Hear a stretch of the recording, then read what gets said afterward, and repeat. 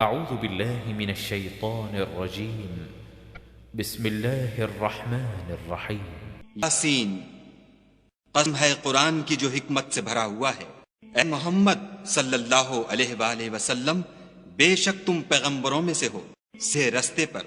یہ خدائے غالب اور مہربان نے نازل کیا ہے کہ تم ان لوگوں کو جن کے باپ دادا کو متنبع نہیں کیا گیا تھا متنبع کر دو، وہ غفلت میں پڑے ہوئے ہیں۔ ان سے اکثر پر خدا کی بات پوری ہو چکی ہے، سو وہ ایمان نہیں لائیں گے۔ ہم نے ان کی گردنوں میں طوق ڈال رکھے ہیں اور وہ ٹھوڑیوں تک پھنسے ہوئے ہیں تو ان کے سر الل رہے ہیں۔ ہم نے ان کے آگے بھی دیوار بنا دی اور ان کے پیچھے بھی، پھر ان پر پردہ ڈال دیا تو یہ دیکھ نہیں سکتے۔ تم ان کو نصیحت کرو یا نہ کرو، ان کے لیے برابر ہے، وہ ایمان نہیں لانے کے۔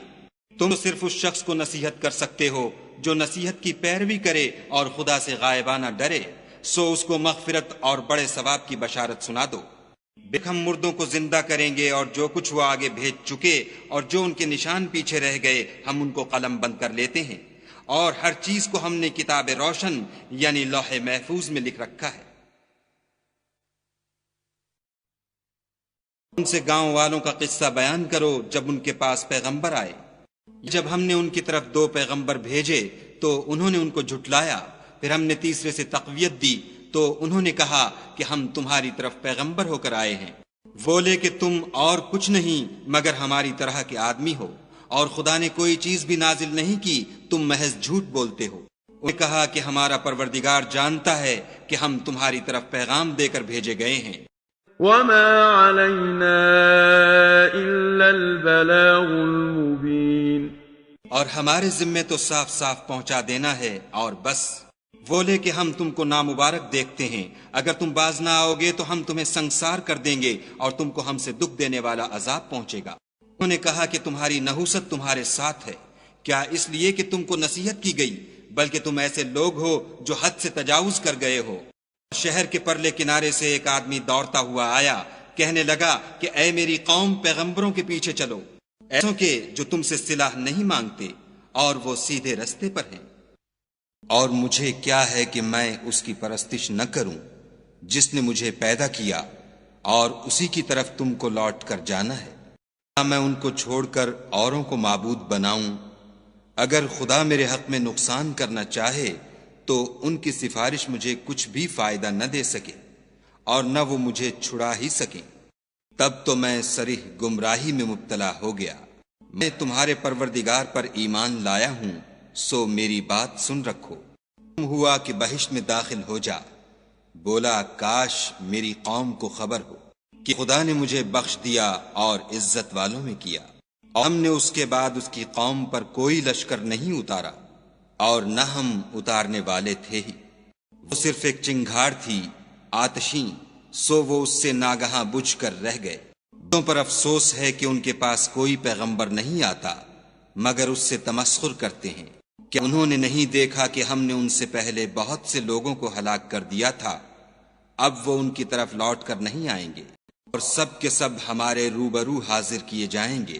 اور ایک نشانی ان کے لیے زمین مردہ ہے کہ ہم نے اس کو زندہ کیا اور اس میں سے اناج اگایا، پھر یہ اس میں سے کھاتے ہیں، اور اس میں کھجوروں اور انگوروں کے باغ پیدا کیے اور اس میں چشمے جاری کر دیے کہ یہ ان کے پھل کھائیں، اور ان کے ہاتھوں نے تو ان کو نہیں بنایا، تو پھر کیا یہ شکر نہیں کرتے؟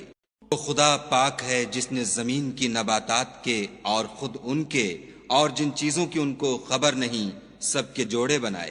ایک نشانی ان کے لیے رات ہے کہ اس میں سے ہم دن کو کھینچ لیتے ہیں تو اس وقت ان پر اندھیرا چھا جاتا ہے، اور سورج اپنے مقرر رستے پر چلتا رہتا ہے۔ یہ خدائے غالب اور دانا کا مقرر کیا ہوا اندازہ ہے۔ اور چاند کی بھی ہم نے منزلیں مقرر کر دیں، یہاں تک کہ گھٹتے گھٹتے کھجور کی پرانی شاخ کی طرح ہو جاتا ہے۔ تو سورج ہی سے ہو سکتا ہے کہ چاند کو جا پکڑے، اور نہ رات ہی دن سے پہلے آ سکتی ہے، اور سب اپنے اپنے دائرے میں تیر رہے ہیں۔ اور نشانی ان کے لیے یہ ہے کہ ہم نے ان کی اولاد کو بھری ہوئی کشتی میں سوار کیا، اور ان کے لیے ویسی ہی اور چیزیں پیدا کیں جن پر وہ سوار ہوتے ہیں، اور ہم چاہیں تو ان کو غرق کر دیں، پھر نہ تو ان کا کوئی فریاد رس ہو اور نہ ان کو رہائی ملے، مگر یہ ہماری رحمت اور ایک مدت تک کے فائدے ہیں۔ اور ان سے کہا جاتا ہے کہ جو تمہارے آگے اور جو تمہارے پیچھے ہے اس سے ڈرو تاکہ تم پر رحم کیا جائے، اور پاس ان کے پروردگار کی طرف سے کوئی نشانی نہیں آئی مگر اس سے منہ پھیر لیتے ہیں۔ اور جب ان سے کہا جاتا ہے کہ جو رزق خدا نے تم کو دیا ہے اس میں سے خرچ کرو، تو کافر مومنوں سے کہتے ہیں کہ بھلا ہم ان لوگوں کو کھانا کھلائیں جن کو اگر خدا چاہتا تو خود کھلا دیتا، تم تو صریح غلطی میں ہو۔ اور کہتے ہیں اگر تم سچ کہتے ہو تو یہ وعدہ کب پورا ہوگا؟ یہ تو ایک چنگھاڑ کے منتظر ہیں جو ان کو اس حال میں کہ باہم جھگڑ رہے ہوں گے آ پکڑے گی، پھر تو وصیت کر سکیں گے اور نہ اپنے گھر والوں میں واپس جا سکیں گے۔ اور اس وقت سور پھونکا جائے گا، یہ قبروں سے نکل کر اپنے پروردگار کی طرف دوڑ پڑیں گے، کہیں گے اے ہے ہمیں ہماری خوابگاہوں سے کس نے جگا اٹھایا؟ یہ وہی تو ہے جس کا خدا نے وعدہ کیا تھا اور پیغمبروں نے سچ کہا تھا، صرف ایک زور کی آواز کا ہونا ہوگا کہ سب کے سب ہمارے روبرو آ حاضر ہوں گے۔ اس روز کسی شخص پر کچھ بھی ظلم نہیں کیا جائے گا اور تم کو بدلہ ویسا ہی ملے گا جیسے تم کام کرتے تھے۔